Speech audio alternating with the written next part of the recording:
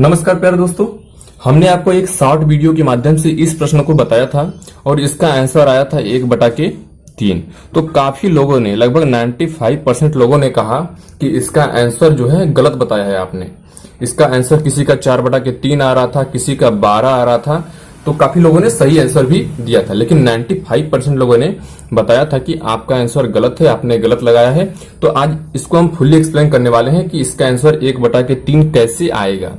इस प्रश्न को समझने से पहले हम एक दूसरा प्रश्न लेते हैं, जिससे आपको यह प्रश्न काफी अच्छी तरह से समझ में आ जाएगा। आइए दोस्तों, इस प्रश्न को देखते हैं और इसे हल करने के बाद हम उस प्रश्न को देखेंगे।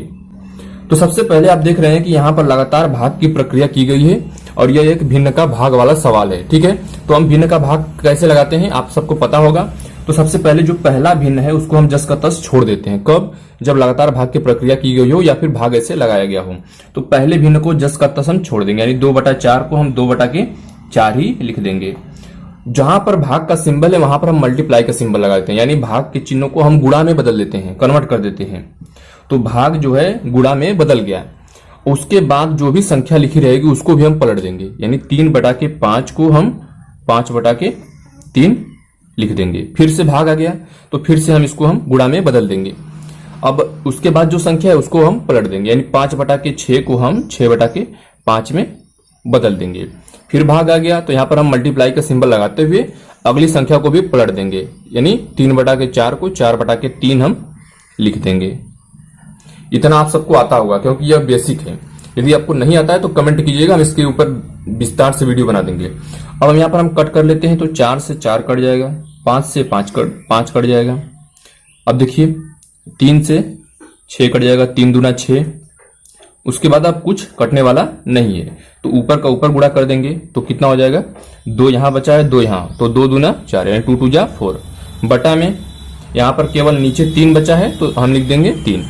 तो दोस्तों आपने देखा कि जब लगातार भाग की प्रक्रिया की गई हो और भिन्न का सवाल हो तो पहले भिन्न को छोड़कर हम सभी भाग के चिन्ह को गुणा में बदल देते हैं और जो भी भिन्न है उसको हम पलट देते हैं। तो इस प्रकार से हम लोग भिन्न का भाग लगाते हैं।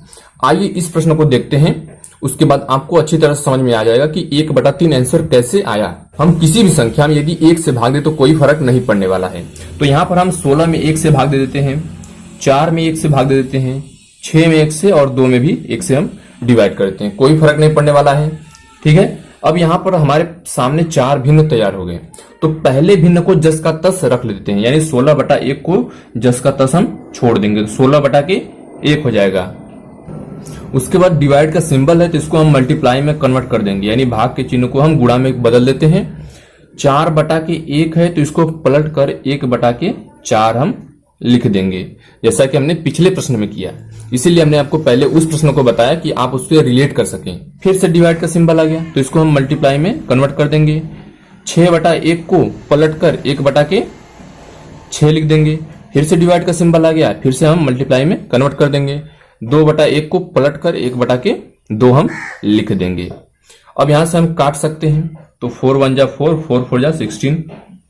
उसके बाद 2 1 जा 2 और 2 2 जा 4, यहाँ पर 2 हो गया। अब देखिए यहां से हम 2 1 कम 2 और 2 3 6।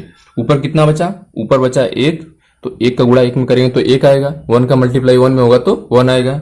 नीचे 3 1 जा 3, 3 1 से मल्टीप्लाई करेंगे तो कितना आएगा? 3। तो आप देख रहे हैं कि हमने आपको बताया था 1/3 इसका आंसर आएगा और यहाँ पर हमने आपको फुल्ली एक्सप्लेन कर दिया। अब अभी भी आपको लगता है कि हमने आपको गलत बताया तो मैं आपको कैलकुलेटर के माध्यम से 2 स्क्रीनशॉट दिखाना चाहूंगा। ठीक है, पहला स्क्रीनशॉट होगा इस प्रश्न का। इस प्रश्न को हल करने के बाद कैलकुलेटर में भी 1/3 ही आया था।